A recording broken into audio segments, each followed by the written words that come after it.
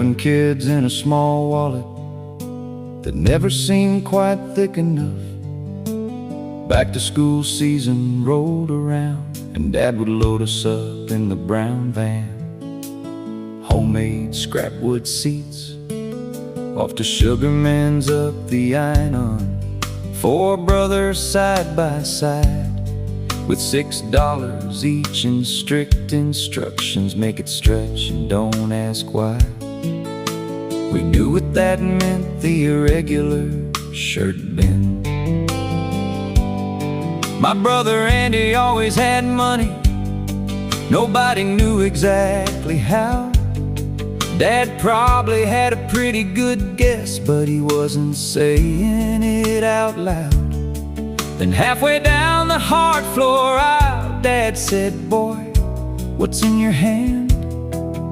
And he opened up his fist real slow, like a criminal with a plan. Gumballs, rings, and plastic junk from every machine in sight. Dad said, "What's in the other hand?" And Andy knew this wasn't right. He opened that one, 2 more treasure from the vending wall. Dad smacked both hands at the same time, yelling, "Waste of money." And Lord, they bounced everywhere. 30 gumballs rolling like marbles across the floor. Plastic spiders, tiny rings, headed across the store. Me and my brothers laughing till we nearly couldn't stand. There was nothing funnier in life ever, watching Andy's fortune scatter across Sugarman's public crowd, rolling unfortunate people feet. Then it was time for serious business. The famous $2 shirt pile, the table full of irregulars, stacked a country mile, like looking for a piece of coal in a pile of rocks. Football shirts with crooked numbers, or the number 11 team, sleeves sewn big and wide, obtuse, collars drifting off to one side.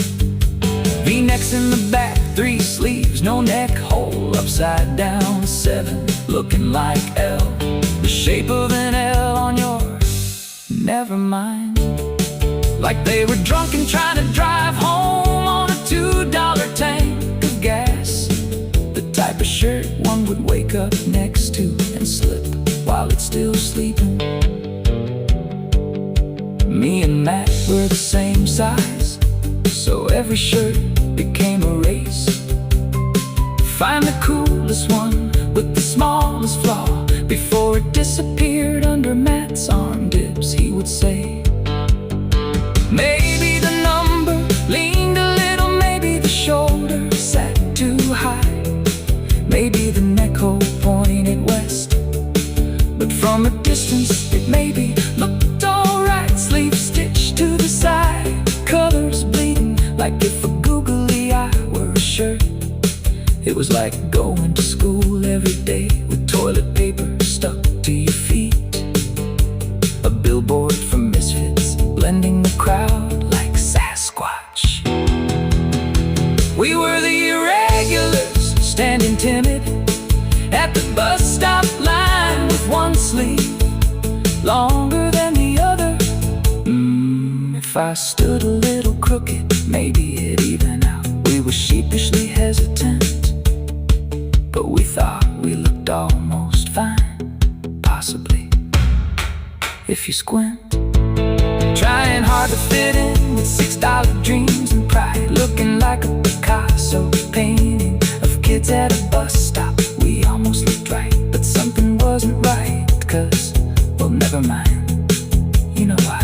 Waiting for the morning ride, some kid would point and ask, "Hey, what's wrong with your shirt?" I'd look down, confused, and answer, "What shirt? How about that?"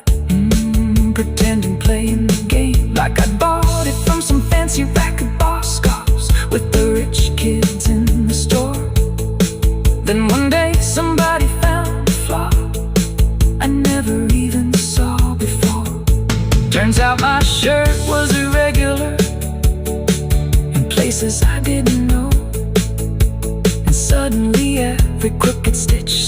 putting on a show like a traveling circus, moving to study hall. I had boxes filled with humility, no worries there.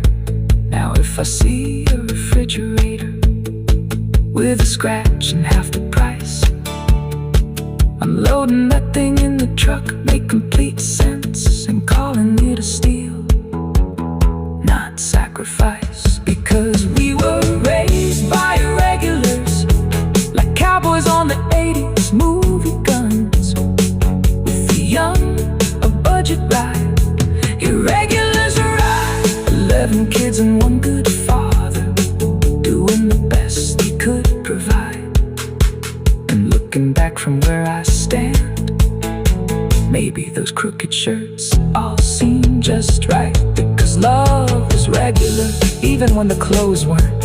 We had dreams, simple dreams, not to be fancy, not to stand out, just to fit in like the regular kids.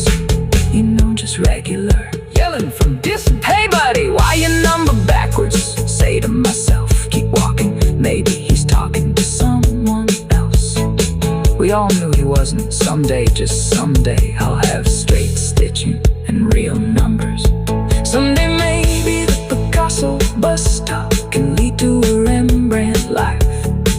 I could be a somebody by being a nobody, fitting in unnoticed.